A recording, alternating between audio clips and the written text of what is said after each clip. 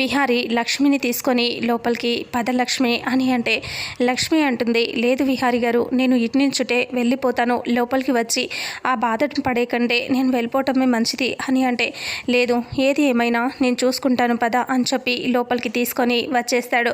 అందరూ అలా చూస్తూ ఉంటారు. యమున ఇలా అంటుంది, ఏంటి లక్ష్మి, ఇన్ని రోజులు నిన్ను సొంత మనిషిగా నేను చూసుకున్నాను కదా, మరి ఎందుకు నాకే నీకు అన్యాయం చేయాలనిపించింది, చెప్పు లక్ష్మి చెప్పు అని అంటంతో అప్పుడే లక్ష్మి బాధపడుతూ అలా చూస్తూ ఉంటుంది. సహస్ర, పద్మాక్షి అందరూ సీరియస్గా చూస్తూ ఉంటారు. పద్మాక్షి ఇలా అంటుంది, చెప్పవే, ఎందుకు అడుగుతుంది కదా చెప్పు అని అనేసరికి అదే అమ్మ అని అంటూ లక్ష్మి బాధగా చెప్తూ ఉంటుంది. అప్పుడే యమున అంటుంది, నన్ను ఎందుకు మోసం చేయాలనిపించింది లక్ష్మి, నీతో ఎంత ప్రేమగా ఉన్నాను నేను, నీ భర్త ఎవరో చెప్పమని ఎన్నిసార్లు చెప్పినా చెప్పలేదేంటి లక్ష్మి అని అంటుంది. ఇక అప్పుడే విహారి, అమ్మ నేను చెప్తానమ్మా, అసలు లోపల దాచిపెట్టుకున్న నిజాలన్నీ ఈరోజు నేను బయట పెడతానమ్మా అని అంటూ విహారి అంటాడు. అప్పుడు సహస్ర అంటుంది, బావా నీకేం తెలుసు లక్ష్మి గురించి అని అంటూ చెప్తుంది. యమున అంటుంది, విహారి నువ్వు మధ్యలో రాకు, నీకు సంబంధం లేని విషయం అని అంటూ యమున అంటుంది. అప్పుడు విహారి ఇలా అంటాడు, లేదమ్మా నాకు సంబంధం ఉంది, నేను చెప్తాను, అసలు ఏం జరిగిందో నేను చెప్తానమ్మా అని అంటూ విహారి అంటాడు. ఇక అప్పుడే భర్త భార్యలు ఇద్దరు ఒకరికొకరు సపోర్ట్ చేసుకోవాలి అనుకుంటున్నారా విహారి అని బాధగా చూస్తూ ఉంటుంది. ఇక అంతలో యమున ఇలా అంటుంది, నువ్వు నోరు మూయి విహారి, నేను చెప్పేది విను అని అంటూ లక్ష్మి, ఎందుకు లక్ష్మి ఇలా చేశావు అని అంటూ దగ్గరికి వెళ్తూ అడుగుతూ ఉంటే ఇంకా అప్పుడే విహారి ఇలా చెప్పబోతూ ఉంటాడు, నేను చెప్తాను అనేసి, అమ్మ ఈ విషయం గురించి లక్ష్మిని ఏమీ అనొద్దు, అసలు విషయం నేను చెప్తాను కదా అనేసి విహారి దగ్గరికి వచ్చేసి ఇలా చెప్పబోతూ ఉండగానే, ఎక్స్క్యూజ్ మీ, కొంచెం పక్కకు తప్పుకుంటారా అనేసి విహారి పక్కకు వచ్చి నిలబడతాడు. లక్ష్మిని చూస్తూ, లక్ష్మి నన్ను క్షమించు లక్ష్మి, నిన్ను మోసం చేసిన దుర్మార్గుణ్ణి, నన్ను క్షమించు లక్ష్మి అని అంటాడు. అప్పుడే విహారి లక్ష్మి ఇద్దరు షాకింగ్గా చూస్తూ ఉంటారు. చెప్పు లక్ష్మి, నేను నీకు అన్యాయం చేశాను కదా, ఆ రోజు నడి రోడ్డున నిన్ను వదిలేసి వెళ్లాల్సింది కాదు, నీ మెల్లో తాళి కట్టానే కానీ నిన్ను రోడ్డు మీద వదిలేసి వెళ్ళిపోయాను, నా స్వార్థం నేను చూసుకున్నాను లక్ష్మి అని అంటూ అతను చెప్తూ ఉంటాడు. అతని మాటలు విని లక్ష్మి ఆశ్చర్యంగా చూస్తూ ఉంటుంది. విహారి కూడా షాక్ అయిపోతాడు. ఇక అప్పుడే లక్ష్మి ఎవరు మీరు అని అంటుంది. అలా అనేసరికి అందరూ షాకింగ్గా చూస్తూ ఉంటారు. అసలు అది విని వసుధ షాక్ అయిపోతుంది. ఇదేంటి లక్ష్మి భర్త విహారి కదా, మరి ఇతనేంటి ఇలా చెప్తున్నాడు అని అనుకుంటూ ఉంటే ఇక అప్పుడే విహారి, చెప్పరా నువ్వెవరో చెప్పు అని అంటూ కాలర్ పట్టుకుంటే ఇంకా అప్పుడే మదన్ అతన్ని లాక్కొని, చెప్పరా నువ్వు ఎవరో తెలియనట్టుగా లక్ష్మి మాట్లాడుతుంది అంటే నువ్వెవరో తనకి తెలియదు, చెప్పరా ఎవరు నువ్వు అనేసి లాగి అతన్ని కొడుతూ ఉంటాడు. ఇంకా అప్పుడే విహారి కూడా మదన్ దగ్గర నుంచి లాక్కొని, చెప్తావా చెప్పవరా చెప్పు, అసలు ఎవరు నువ్వు, ఎందుకు ఇలా వచ్చి లక్ష్మిని భార్యగా నువ్వే తన భర్త అని చెప్తున్నావు, చెప్పరా అని అంటూ విహారి కొడుతూ ఉంటాడు. అది చూసి యమున, విహారి వదిలే విహారి అని అంటూ గట్టిగా అంటుంది. అలా అనేసరికి ఇంకా అప్పుడే అతను అలా చూస్తూ ఉంటాడు. అవును బాబు, నువ్వు తన భర్తవి అని చెప్తుంటే తను మాత్రం కాదు అంటుంది, అంటే మేం కూడా డౌట్ పడాల్సిందే కదా అని అనేసరికి ఇంకా అప్పుడే సహస్ర ఇలా అంటూ ఉంటుంది, చెప్పవే లక్ష్మి, నీ భర్త కాకపోతే ఎందుకు అలా వస్తాడు అని సహస్ర అంటుంది.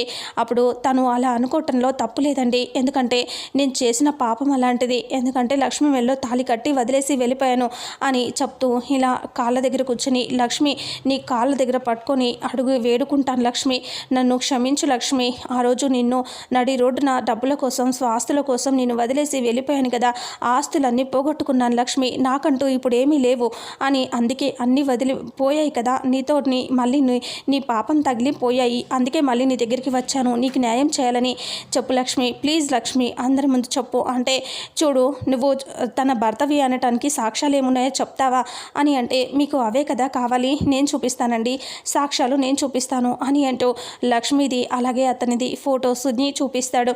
ఆ ఫొటోస్ని చూసి ఒక్కసారిగా సహస్ర అందరూ షాక్ అయిపోతారు. ఇంకా అది చూసి విహారి లక్ష్మి ఇద్దరు ఇంకా షాక్ అయిపోతారు. ఆ ఫొటోస్ని చూసి మదన్ సైలెంట్ అయిపోతాడు. ఇంక చూస్తున్నారు కదా, మాకిద్దరికి పెళ్ళైన ఫొటోస్ ఇంకా చూపించాలా అని ఫొటోస్ చూపిస్తూ ఉంటాడు. వసుధ ఇలా అనుకుంటుంది, అదేంటి విహారి ఉండాల్సిన ప్లేస్లో అతను ఉన్నాడేంటి, అసలు పెళ్ళి ఇతనితో జరగలేదు విహారితో కదా జరిగింది అనేసి అలా చూస్తూ ఉంటుంది. ఇక పండు బాధపడుతూ, విహారి బాబు గారు ఏంటి విహారి బాబు గారు, మీరు కదా తాళి కట్టింది, ఎందుకు మౌనంగా ఉన్నారు అని అంటూ అనుకుంటూ ఉంటాడు. అంతలో మ్యారేజ్ సర్టిఫికేట్ తీసి, ఇదిగో లక్ష్మికి నాకు జరిగిన మ్యారేజ్ సర్టిఫికేట్, జరిగిన పెళ్లి సర్టిఫికేట్ చూడండి అని, ఇంకా ప్రూఫ్స్ ఏమైనా కావాలా మీకు అని అంటూ అడుగుతూ ఉంటే లక్ష్మి ఆశ్చర్యంగా చూస్తూ ఉంటుంది.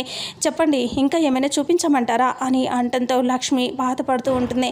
ఇప్పుడు ఇతను నా భర్త కాదు అని నేను ధైర్యంగా చెప్తే ఇంకా నమ్ముతారేమో, కానీ ఒరిజినల్గా నీ భర్త ఎవరు అని మళ్ళీ నిలదీస్తారు, దీనికంటే సైలెంట్గా ఉండటమే బెటర్ అని లక్ష్మి అనుకుంటుంది. ఇక విహారీ ఏమో బాధపడుతూ ఇలా ఆలోచిస్తూ ఉంటాడు. చెప్పు లక్ష్మి, ఎందుకు మౌనంగా ఉన్నావు లక్ష్మి, చెప్పు అని అంటూ విహారీ అనుకుంటూ ఉంటాడు. ఇక మ్యారేజ్ సర్టిఫికేట్ చూసి మదన్ నిజంగానే తనే భర్త అని ఫీల్ అవుతాడు. ఇక విహారీ ఇంకా అలా చూస్తూ ఆశ్చర్యంగా చూస్తూ ఉంటే అతను మాత్రం లక్ష్మి దగ్గరికి వెళ్ళి ఇంకా బాధగా ఇలా చెప్తాడు. ఇక నుంచి నిన్ను బాగా చూసుకుంటాను లక్ష్మి, పువ్వుల్లో పెట్టి చూసుకుంటాను, ఇంకా తప్పు చేయను లక్ష్మి, ప్లీజ్ లక్ష్మి అని అంటూ అడుగుతూ ఉంటాడు. ఇక విహారీ కోపంగా చూస్తూ ఉంటాడు. ఇక యమున ఇంకా నమ్మంలే బాబు, ఇంకా లక్ష్మిని తీసుకెళ్తూ నీతో పాటు తీసుకెళ్తూలే అని అంటూ చెప్తూ ఉంటే ఇంకా పండు బాధపడుతూ ఏంటి విహారీ బాబు గారు మీరు అలా చూస్తూ ఉండిపోయారేంటయ్యా, మీరు అలా ఉన్నారేంటి, ఎలాగైనా తనే నా భార్య అని చెప్పొచ్చు కదా అని పండు బాధపడుతూ ఉంటాడు. ఇక లక్ష్మి గురించి వసుధ అందరూ ఆలోచిస్తూ ఉంటారు. ఇంకా ఇలా అంటాడు, లక్ష్మి మీకు ఇన్ని రోజులుగా భారంగా ఉంది, ఇక మీదట మీకు ఆ భారం ఉండకూడదని నేను లక్ష్మిని తీసుకెళ్ళిపోతాను అనేసి చెప్తాడు అతను. చెప్పేసరికి ఇక లక్ష్మి ఏమీ మాట్లాడకుండా మౌనంగా ఉంటుంది.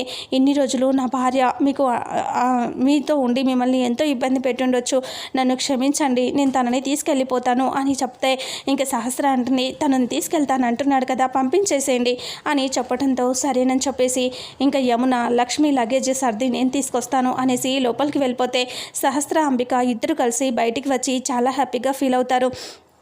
అంబిక అంటుంది, సహస్ర ఇప్పుడు నువ్వు హ్యాపీ కదా అని అంటే నేను చాలా హ్యాపీ పిన్ని, అసలు నాకు ఎంత ఆనందంగా ఉందో, ఇన్ని రోజులు జిడ్డులాగా పట్టుకొని వేలాడుతుంది, ఇప్పుడు వెళ్ళిపోతుంది కదా అందుకే చాలా హ్యాపీగా ఉన్నాను అని సహస్ర అంటుంది. అంతలో మదన్ వస్తూ ఉంటాడు. అంబిక చూసి అది చూడు అని అంటే మదన్ వచ్చి బాధగా నిలబెడతాడు. నాకేం చేయాలో తోచట్లేదు అంటే ఆ లక్ష్మి గురించి మర్చిపో, 2 రోజుల్లో బాధపడతావు, ఆ తర్వాత గుండెల్లో భారాన్ని దించేసుకో, ఇంకేం కాదు, తన గురించి మర్చిపో అని అంబిక చెప్తుంది. సహస్ర కూడా నీకంటూ మంచిది ఎక్కడో ఒక చోట రాసి పెట్టే ఉంటుందిలే అంటే లక్ష్మి అంత అందగత్తే, లక్ష్మి అంత మంచిది, అన్నీ కలగలిసిన అమ్మాయి లక్ష్మి, అలాంటి అమ్మాయి ఎక్కడ దొరకదు అని మదన్ చాలా బాధపడి వెళ్ళిపోతాడు.